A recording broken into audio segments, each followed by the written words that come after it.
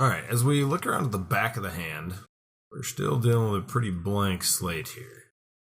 So we're gonna start kind of quickly massing in where things like the knuckles are. So the knuckle's gonna be a bit bigger here.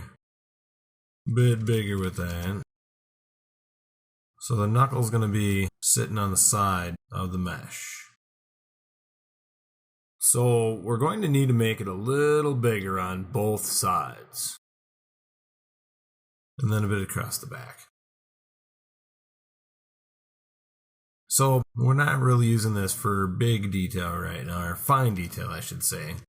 This is where we want to think about just trying to help lock in where those masses are.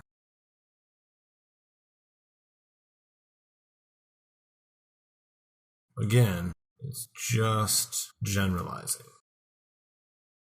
So we just want to block in where those shapes are going to be. And then we'll go back, soften it up. So we always want to push the detail a little too far, and then kind of come back to reality.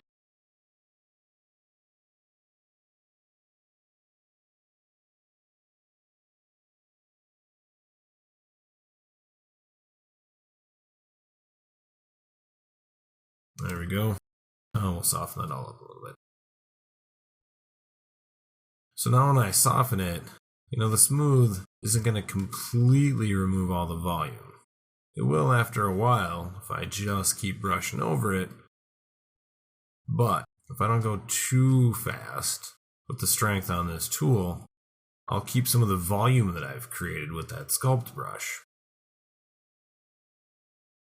But we can also use these sculpts as kind of landmarks for pulling the geometry with the grab tool as well.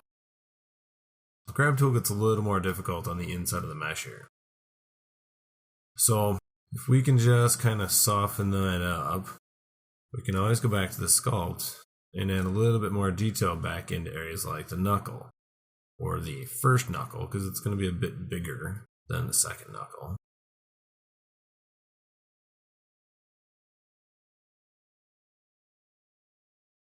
One of the main goals, especially with hands, is to give them some character, give them some shape.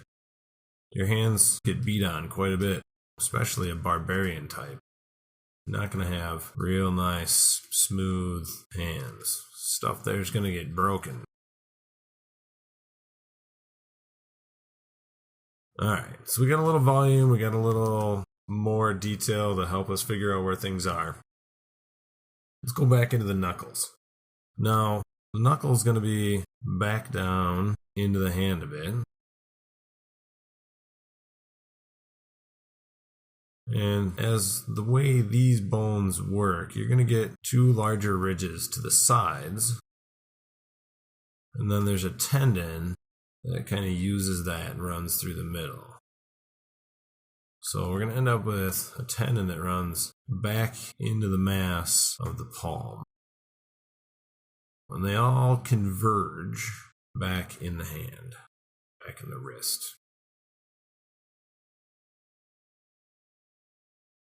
So we do want to make sure that the knuckles come up past that. So we're going to have to kind of bulk up some of the volume here.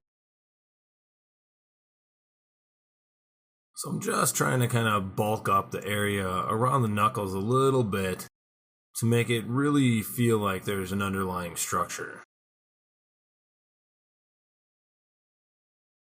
Alright, so now, as we just kind of push this back in, we're already starting to add the feeling of an awful lot of detail to the back of that hand.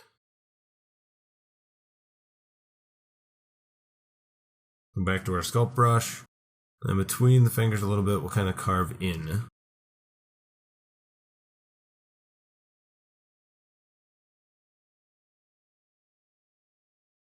We can smooth that out.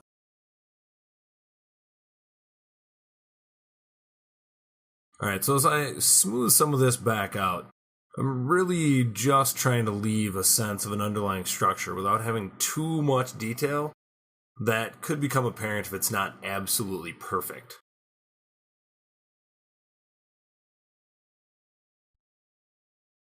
So now as we build those knuckles back up again, we can start to look at using a bit smaller brush and a bit less strength to soften that up.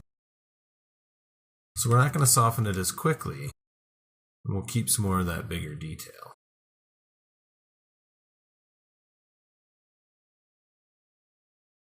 Alright, and then back into the fingers, a little smaller again. Now we'll carve in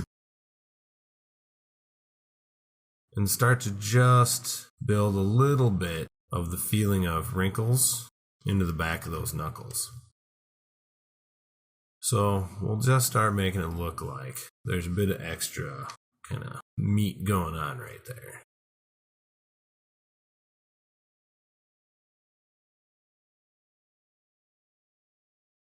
So we can increase the length of those tendons on the back of the hand.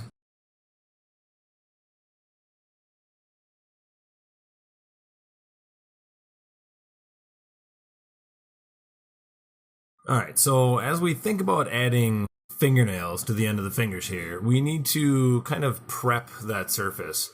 So I'm going to start with just a bit of sculpt and kind of build up the surface where the fingernail is going to go.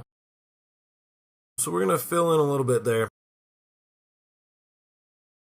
And then we're going to try the flatten brush, make that a little smaller, and see if we can actually kind of smooth that surface out by using the flatten brush.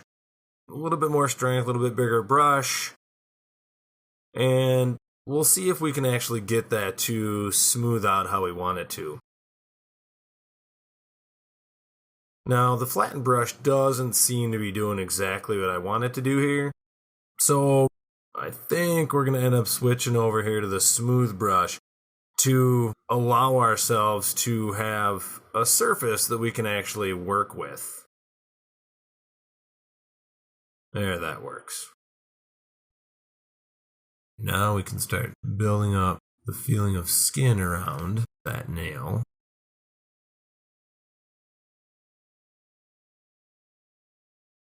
And then we gotta smooth that out.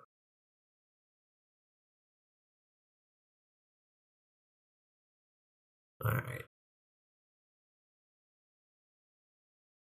Now with a much smaller brush and less strength, let's zoom in a bit. And we're just not gonna quite have enough detail.